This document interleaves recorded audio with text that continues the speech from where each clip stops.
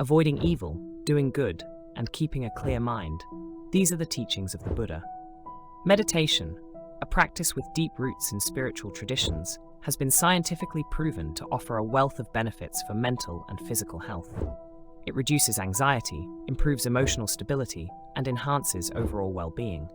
Yet despite its clear advantages, many people struggle to incorporate meditation into their daily routines. Establishing a new habit can be challenging, but meditation faces a unique obstacle: the mind itself. In this video, I'll explain why the mind tends to resist meditation. It's undeniable that those with experience in meditation find it easier to sit in stillness.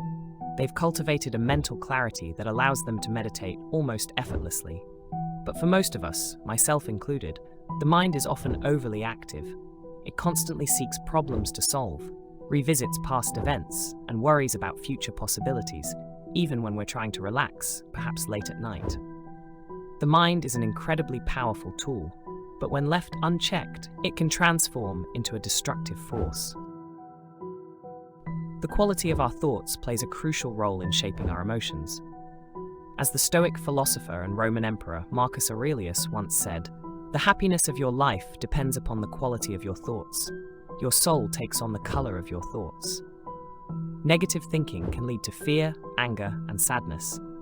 In contrast, positive thinking can bring about joy and laughter. People who constantly dwell in negative thought patterns are at higher risk for conditions like depression and anxiety.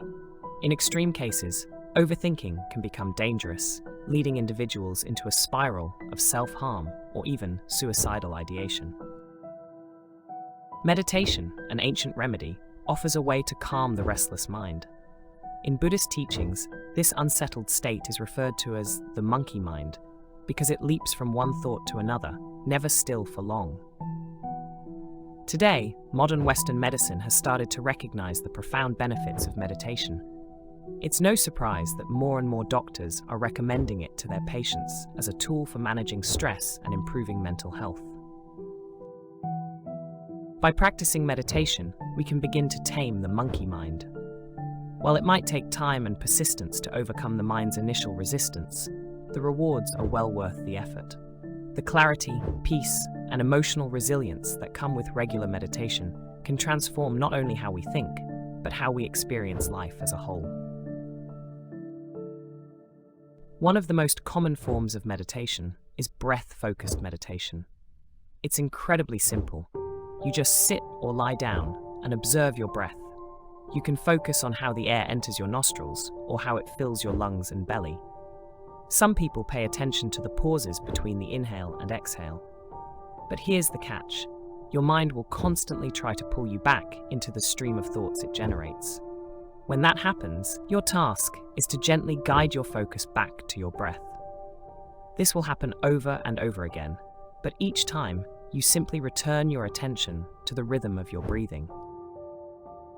The essence of this practice is that you don't engage with your thoughts. You allow them to come and go, just like clouds drifting across the sky. By focusing on your breath, you anchor yourself to something other than your thoughts. Although this exercise seems simple, for those of us who overthink, practicing it regularly can be quite challenging. I've experienced this firsthand. On days when my mind is particularly active, I find it harder to sit down and meditate.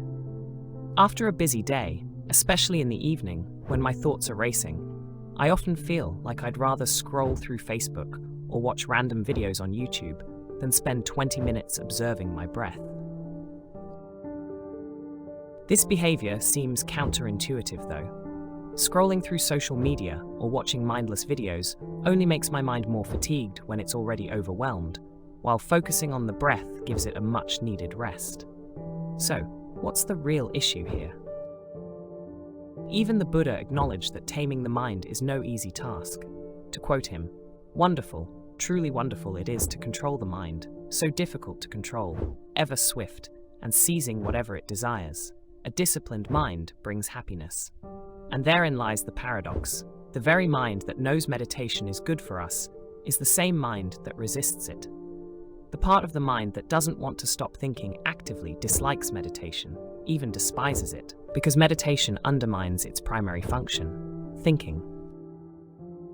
For the mind, meditation feels like an enemy, because when we meditate, we intentionally refrain from following the endless stream of thoughts. This practice of non-engagement challenges the mind's habitual activity. Over time, though, meditation offers a path to breaking free from the constant cycle of thought, allowing us to experience a sense of peace and clarity that we rarely find in our day-to-day mental chatter. The challenge is that the mind views meditation as a threat. But it's precisely this resistance that highlights the profound benefits of the practice. We can distinguish between different states of mind. A mindfulness-based therapy known as Dialectical Behavior Therapy, DBT, often used to treat mood disorders, breaks the mind down into three states: the reasonable mind, the emotional mind, and the wise mind. The emotional mind is irrational, driven by feelings, and offers a highly subjective view of reality. It reacts impulsively, swayed by intense emotions like anger, joy, or sadness.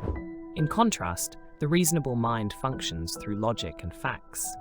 It excels at planning, analyzing, and organizing, but even this rational state can become overwhelming if overused. The wise mind, however, is a healthy balance between the emotional and reasonable minds. It's the part of us that intuitively knows what is best. When we are overwhelmed, it is often the wise mind's quiet voice that reminds us we need rest or a break. The emotional mind, though, prefers to dive headfirst into whatever feeling dominates the moment, whether that's rage, sorrow, or excitement. Meanwhile, the reasonable mind wants to solve every problem of the future, endlessly sort out past events, and in doing so, exhaust itself. The problem arises when both the emotional and reasonable minds become overactive. The more dominant these two states become, the harder it is to hear the voice of the wise mind. Meditation serves as a tool to tame these competing forces of the mind, whether the mind wants it or not. This is why meditation is such a challenging practice. It directly opposes the mind's natural tendency to think non-stop. The mind loves activity, especially mental activity. It thrives on solving problems and reacting to emotions, but this constant stimulation can lead to burnout and stress. Fortunately, within each of us is a small, quiet part that knows what is best for our overall well-being, the wise mind. The key is learning how to tune into that part, to hear its wisdom despite the noise from the emotional and reasonable minds. Regular meditation practice helps us strengthen our connection to the wise mind by encouraging us to step back from the constant cycle of thoughts and emotions. It creates space for clarity, balance, and inner peace. Thank you for watching today's video. If you found it helpful, don't forget to hit the like button, share it with others, and subscribe to stay updated with more insightful content.